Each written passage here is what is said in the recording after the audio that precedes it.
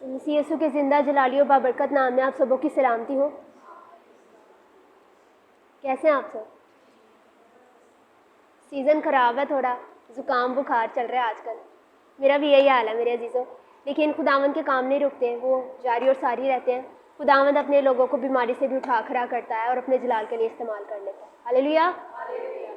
तो मेरी आवाज़ में अगर कोई कमी पेशी है तो मैं माजरत चाहती हूँ, लेकिन कोशिश करूँगी कि पीछे तक चली जाए। तो आइए वक्त को ज़ाया किए बगैर हम अपने कलाम की तरफ बढ़ते हैं। तो मैं सबसे पहले तो खुदावंद की शुक्रगुजारी करती हूँ कि वो अपने लोगों को ये मौके देता है, अपने खादमों को ये वसीला बनाता है कि वो अपने स्टूडेंट्स को मौका देते हैं कि वो उस जगह पर खड़े होकर खुदावंद के कलाम को शेयर कर सकें। मैं ख़ास तौर पर खुदा की शुक्रगुजार हूँ, फिर आंटी आसिया की शुक्रगुजार हूँ, आए हुए तमाम लोगों की शुक्रगुजार हूँ कि आप लोग जो हैं अपनी मसरूफियात में से जो है आए हैं और खुदावंद के कलाम को सुनने के लिए बैठे हैं। सो आइए वक्त को ज़ाया किए बगैर अंजील मुनव्वरा बामारफत मुक़द्दस मत्ती रसूल, मत्ती की अंजील उसका 5 बाब, मुक़द्दस मत्ती की अंजील उसका 5 बाब, उसकी 17 से 20 आयत की जो है मैं तलावत आप सबके सामने करूँगी। सो यहाँ कुछ यूँ लिखा है, कुछ यूँ तहरीर किया गया है मेरे अजीज़ों, ये ना समझो कि मैं तौरात या नबियों की किताबों को मनसूख करने आया हूँ। मनसूख करने नहीं बल्कि पूरा करने आया हूँ, क्योंकि मैं तुमसे सच कहता हूँ, जब तक आसमान और ज़मीन ना टल जाएं, एक नुक्ता या एक शोशा तौरात से हरगिज़ ना टलेगा, जब तक सब कुछ पूरा ना हो जाए।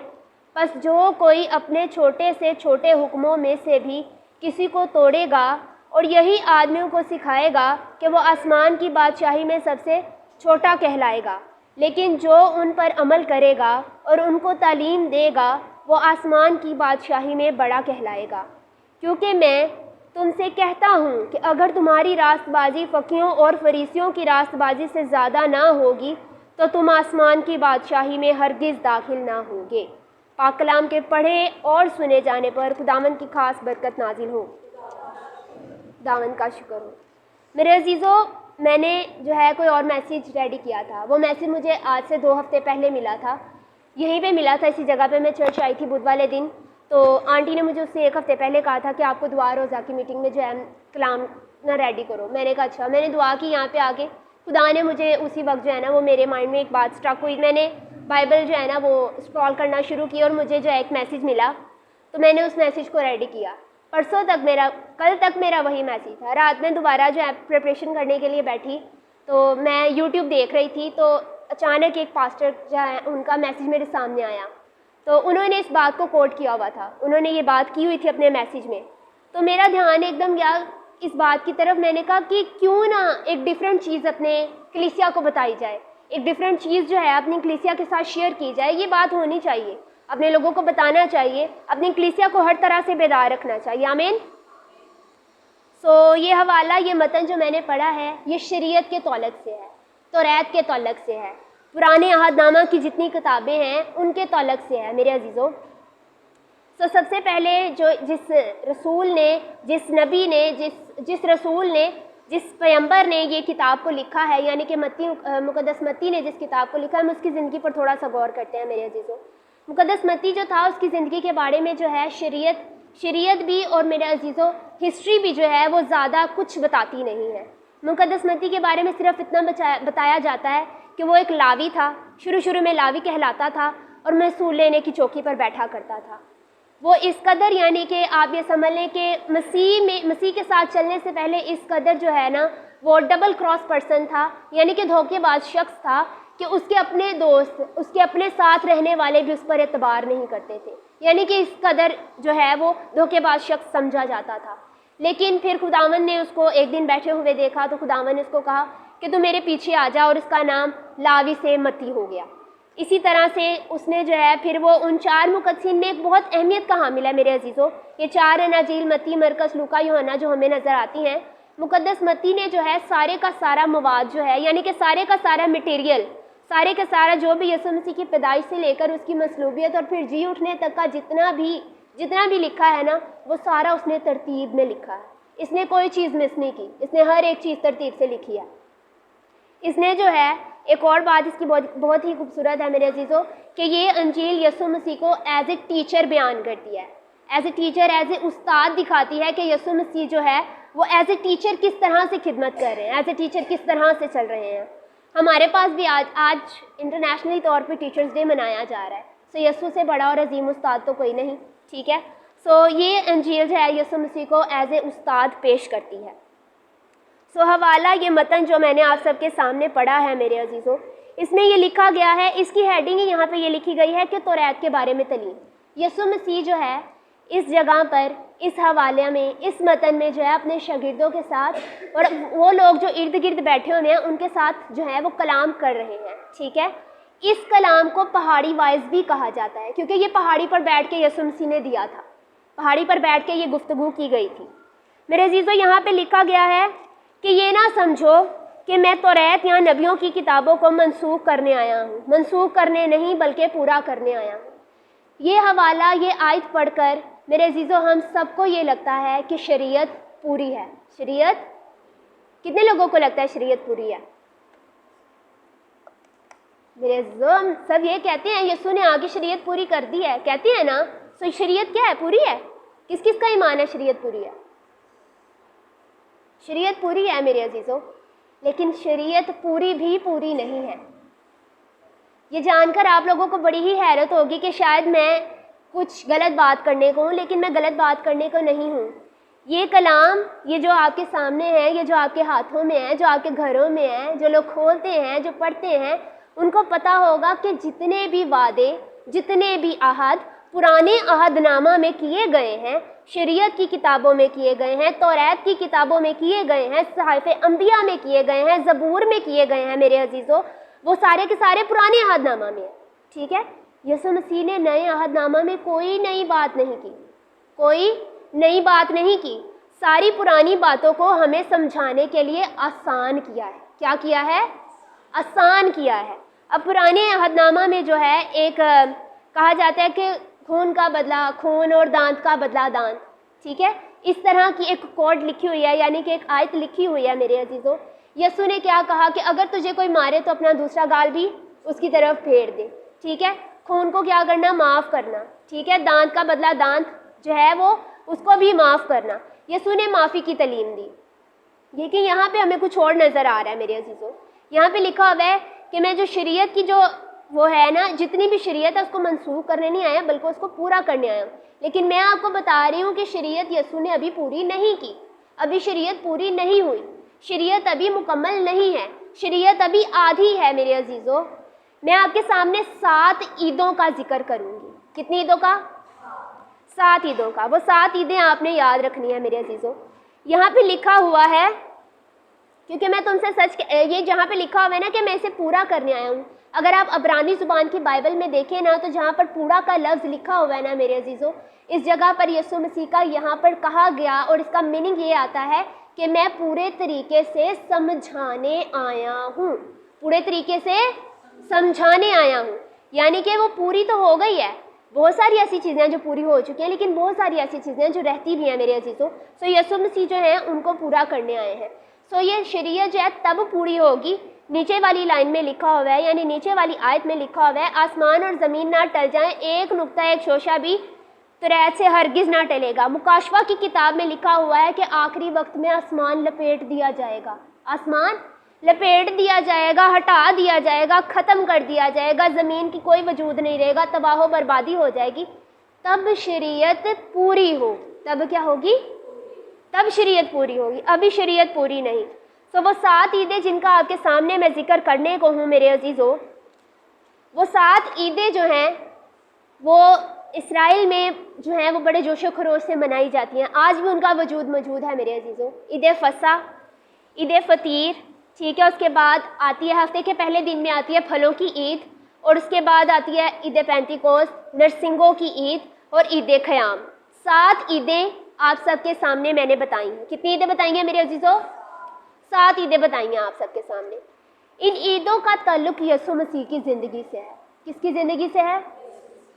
यीशु मसीह की ज़िंदगी से है। और ये लागू किस में है? शरीयत में है। शरीयत में ये मनाई जाती हैं, अभी तक लोग इसको मानते हैं और ये यीशु मसीह की ज़िंदगी से ताल्लुक़ रखती हैं। यीशु मसीह की ज़िंदगी से ये कुछ इस तरह से ताल्लुक़ रखती हैं। इनमें से 4 ईदें पूरी हो चुकी हैं मेरे अजीज़ों, यानी कि 4 हिस्सों में शरीयत पूरी हो चुकी है, लेकिन 3 ईदें अभी बाकी हैं। यानी कि वो 3 ईदें भी जब पूरी होंगी तब शरीयत मुकम्मल हमारे पास होगी। वो शरीयत जो मुकम्मल है वो इस कलाम की सूरत में हमारे पास किताबों की सूरत में मुकम्मल है, ठीक है। जो मुकाशफा में चीज़ें हैं वो भी होने को बाकी हैं। सो आधी शरीयत अभी बाकी है।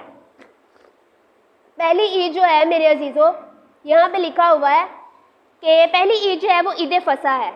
ईद फसा आप सब जानते हैं कि ईद फसा पे क्या हुआ था। क्या हुआ था मेरे अजीज़ों, क्या हुआ था प्यारे मसीहियों ईद फसा पर? कोई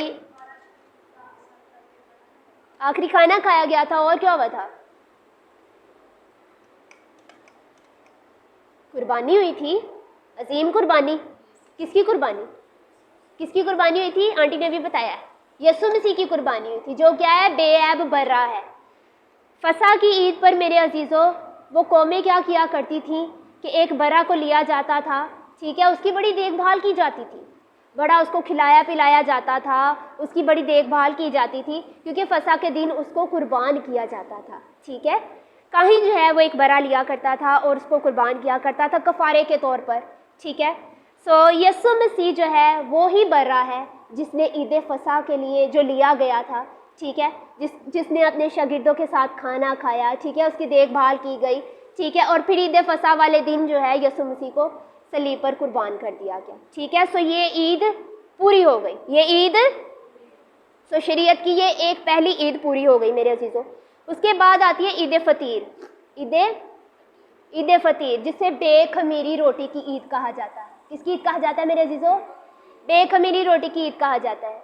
ये ईद जो है ये ईद फसा के बाद मनाई जाती है मेरे अजीज़ों, और ये ईद तब मनाई गई या तब पूरी हुई जब यीशु मसीह को कब्र में रखा गया, क्योंकि यीशु मसीह जो हैं वो बेखमीरी रोटी का वजूद रखते हैं, क्योंकि यीशु मसीह के जिस्म को तो कुछ नहीं हुआ। खमीर लग जाए आटे को तो क्या होता है, सारे का आटा खराब हो जाता है। यीशु मसीह खुद बेखमीरी रोटी है मेरे अजीज़ों। क्या है? बेखमीरी रोटी है मेरे अजीज़ों। और यीशु मसीह जो हैं जब उनको कब्र में रखा गया और कब्र में रखे जाने से ही वो बेखमीरी की रोटी की ईद जो है वो पूरी होगी, यानी कि दूसरी ईद पूरी होगी। पहली ईद ईद फसा पूरी हो चुकी है शरीयत के मुताबिक, यीशु के मुताबिक, ठीक है, और दूसरी ईद ईद फ़तीर पूरी हो चुकी है, यानी बेखमीरी रोटी की ईद। तीसरी ईद है सबत के। ये जो है सबत का जब दिन ख़त्म हो जाता तो हफ्ते का पहला दिन जो शुरू हुआ करता था ना, उसमें ये ईद मनाई जाती थी, जिसको कहा जाता था पहले फलों की ईद। पहले फलों की ईद कहा जाता था। आए मेरे साथ एक हवाला निकालिए, पहला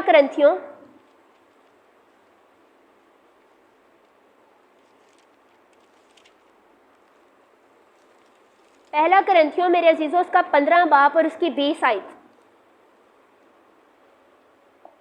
यहाँ कुछ यूँ लिखा है, लेकिन फ़िउल वाक़या मसीह मुर्दों में से जी उठा है और सो गए हैं उनमें पहला फल हुआ। उनमें पहला फल हुआ, यानी कि उसने मुर्दों में से जी उठकर पहले फल की ईद को भी पूरा कर दिया। उसने पहले फल की ईद को भी क्या किया मेरे अजीज़ों? पूरा कर दिया। सो यीशु मसीह पहले फल की हैसियत रखता है, बेखमीरी रोटी की हैसियत रखता है और एक बेऐब बर्रा की हैसियत रखता है। सो ये 3 ईदें यीशु मसीह ने पूरी कर दी। सो चौथी ईद आती है यीशु मसीह के आसमान पर जाने के बाद, जिसका नाम है ईद पेंतीकोस्त। क्या नाम है? क्या हुआ था ईद पेंतीकोस्त पे? यीशु मसीह आसमान पे गए थे, रूल कुदस नाजिल हुआ था। कितनी जमात थी जिन पर नाजिल हुआ था? 120 की जमात पर नाजिल हुआ था। सो वो रूल कुदस जब आया, सो इस ईद को ईद पेंतीकोस्त का दिन कहा जाता है, क्योंकि इस दिन यीशु की अंजील का काम शुरू हुआ। रूल कुदस पाके जो है रसूलों ने क्या किया, मुनादी करना शुरू की मेरे अजीज़ों, और मुनादी करते करते उन्होंने एक ही दिन में तकरीबन 3000 लोगों को यीशु के पैरोकार बना लिया, ठीक है। ये ईद भी शरीयत के मुताबिक पूरी हो गई। सो अब बचती हैं 3 ईदें जो अभी पूरी होना बाकी है। कितनी ईदें बचती हैं? 3 ईदें बचती हैं जो अभी पूरी होना बाकी हैं, जिनका जिक्र हमें मुकाशफा की किताब में मिलता है। पहली ईद है नरसिंगों की ईद, जब नरसिंगे फूंके जाएंगे और मुर्दा लोग जिंदा हो जाएंगे। आमीन। नरसिंगे फूंके जाएंगे और मुर्दा लोग जिंदा हो जाएंगे। मेरे अजीज़ों, अगर आप मुकाशफा की किताब का मुतालिया करें ना, तो वहाँ वाज़िया मरकूम है कि आखिरी वक्त में, आखिरी दौर में ऐसा होगा कि खुदावंद का फरिश्ता जो है वो नरसिंगा फूंकेगा और कब्रें अपने मुर्दे देंगी, पानी अपने मुर्दे देगा, आग अपने मुर्दे देगी, यानी कि जितने मुर्दे हैं वो सारे के सारे जिंदा होंगे। ठीक है। तो ये अभी एक ईद जो है ये होना बाकी है। दूसरी ईद आती है योम कफ़ार की ईद। ठीक है, ये छठी ईद की बात कर रही हूँ आपको समझाने के लिए। दूसरी ईद का योम कफ़ार की ईद। ठीक है, इसको कफ़ारा की ईद भी कहा जाता है, योम कफ़ार भी कहा जाता है। ये ईद अभी नामुकम्मल है। इसका ये हरगिज़ मतलब नहीं कि यसु फिर से आएगा, आपके और मेरे लिए सूली पे चढ़ेगा, कफ़ारा देगा। वो ईदें हो चुकी हैं मेरे अजीज़ों, वो ईदें हो चुकी हैं, यानी कि वो शरीयत मुकम्मल हो चुकी है। उस शरीयत ने दोबारा दोहराए नहीं जाना। ये शरीयत वो शरीयत है, इसराइल में जब ईद फसा मनाई जाती थी ना मेरे अजीज़ों, तो हर शख्स के पीछे, आप लोगों ने पुराने अहदनामा में पढ़ा होगा, खरूज की किताब में ये मरकूम है मेरे अजीज़ों, कि हर शख्स के पीछे एक एक बर्रा लिया जाता था। हर घराने के पीछे एक एक बर्रा लिया जाता था। अगर आंटी सोनिया है ना, अगर हम शरीयत के दौर में चले जाएं, आंटी सोनिया तो आंटी सोनिया के लिए एक बर्रा होगा, ठीक है, अपने गुनाहों के कफ़ारे के लिए। मैं हूँ, मेरे लिए एक बर्रा होगा अपने गुनाहों के कफ़ारे के लिए। मेरे घर में 4 लोग हैं, चारों के चारों का एक एक बकरा होगा, अपने अपने जो है ना बर्रा होगा अपने अपने गुनाहों के कफ़ारे के लिए। ठीक है। और एक जो था ना कफ़ारा जो है, एक इस तरह होता था, ठीक है, एक अलहदा अलहदा अलहदा अलहदा, ठीक है, और एक इस तरह से होता था कि काहिन देता था पूरी कौम का कफ़ारा। ठीक है, ये इस तरह होता था, इसको योम कफ़ार कहा जाता था। तो ये ईद जो है ना ये भी होनी बाकी है। ये इस तरह से नहीं होगा कि हमारे पास सेपरेट सेपरेट बड़े लिए जाएंगे, हमें दिए जाएंगे और फिर हमारी जो है वो कुर्बानी होगी या जो भी होगा। ये इस तरह से होगा मेरे अजीज़ों कि हम लोगों ने अलग अलग तौर पर, कौमों ने, कबीलों ने, झुरमट्टों ने, ठीक है ना, ख़ानदानों ने जो है यसु को कबूल कर लिया है। क्या हमने यसु को कबूल कर लिया है? हमें नहीं पता हम कहाँ से आए हैं, किस कबीला से, हमें पता है? हमें नहीं पता हमारी जड़ कहाँ लगी है, हमारा बाप दादा कौन था, हमें नहीं पता। ठीक है, हम कहाँ से आए हैं, किसी कबीले से ही आए हैं, गैर कौमों से, हमें नहीं पता। सो हम लोगों ने इस तरह अलग अलग अलग अलग बकरे जो है ना वो अलामती कुर्बानी है मेरे अजीज़ों, जो अभी पूरी होना बाकी है। हम वो अलग अलग अलग अलग बकरे हैं जिन्होंने एक साथ मिलना है। ठीक है, जब हम कौम बनी इसराइल में मिलेंगे, जब हम सब साथ होंगे, तब ये ईद पूरी होगी, जिसका जिक्र हमें मुकाशफा की किताब में मिलता है कि एंड पर एक ही कौम होगी, कौम बनी इसराइल, और उसी का फैसला होगा। ठीक है, तब हम लोग जो अलग अलग कबीलों और अलग अलग ख़ानदानों से हैं, तब हम लोग जो हैं उसमें शामिल हो जाएंगे। ठीक है, सबसे एंड वाली जो ईद है उसका नाम है ईद ख़याम। ईद ख़याम, ये ईद भी अभी होना बाकी है मेरे अजीज़ों। इसका जिक्र भी हमें मुकाशफा की किताब में मिलता है। इसका जिक्र हमें कुछ यूँ मिलता है, यहाँ पे लिखा, मुकाशफा की किताब में लिखा हुआ है कि खुदा का जो खैमा है वो आदमियों के दरमियान लग जाएगा। ठीक है, तब खुदावंद की हैकल, खुदा का खैमा और खुदा खुद अपने लोगों के दरमियान रहेगा। ठीक है, बावजूद रहेगा। ठीक है, वजूद की हैसियत में हमारे साथ रहेगा। ठीक है, तो अभी ये वाली ईद भी होना बाकी है। तो अजीज़ों, इस बात को आपके सामने बताने का मकसद ये है, इन ईदों का आपके सामने जिक्र करने का मकसद ये है, आपको ये समझाने का मतलब ये है कि ये हरगिज़ मत समझें कि शरीयत शायद मुकम्मल हो चुकी है, शरीयत शायद पूरी हो चुकी है और हम उसके हुक्मों को मानने में गलती कोताही कर सकते हैं। बड़े ऐसे लोग हैं मेरे अजीज़ों, मेरे देखने में ऐसे लोग हैं, शायद मेरे से भी ऐसी गलती कोताहियाँ हो जाती हैं कि शरीयत के जो कट्टर जो कानून है उनको हम जो है वो इतना नहीं मानते। हम कह देते हैं हूँ नसीब फजल दे दौर चा चलता है सारा कुछ, हूँ नसीब फजल दे दौर चा चलता है सारा कुछ। यसु खुद कह रहा है मैं शरीयत को मानता हूँ, यसु खुद कह रहा है मैं शरीयत पर चलता हूँ। यहाँ पे बड़ा वाज़ेह लिखा हुआ है मेरे अजीज़ों, बस जो कोई इन छोटे से छोटे हुक्मों से भी किसी को तोड़ेगा और यही आदमी को सिखाएगा, वो आसमान की बादशाही में सबसे छोटा कहलाएगा। तो क्या आप छोटे होना चाहते हैं? छोटी चीज़ नज़र आती है, हम तो इग्नोर भी कर देते हैं अक्सर छोटी चीज़ों को। हमारी नज़र हमेशा बड़ी बड़ी ब्रॉड चीज़ों की तरफ जाती है। ठीक है, खिली खिली चीज़ों की तरफ जाती है। और अगर आप छोटे हो गए, यसु की आपकी तरफ नज़र ही ना गई, तो आप क्या करेंगे? तो कोशिश करें, जितना हो सके उतनी कोशिश करें कि सिर्फ फ़ज़ल के दौर के हुक्मों पर ही नहीं बल्कि शरीयत के दौर के हुक्मों पर भी जितना हो सके उतना अमल करने की कोशिश करें। मैं नहीं जानती कि खुदा की क्या मर्ज़ी थी कि ये कलाम मैं आप सबके साथ शेयर करूं।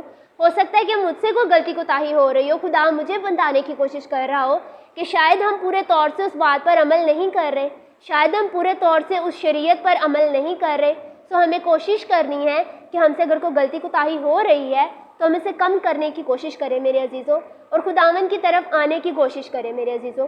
क्योंकि अगर वो जो 4 ईदें पूरी हो चुकी हैं मेरे अजीज़ों, तो ये 3 ईदें भी पूरी जल्द अज जल्द हो जाएंगी।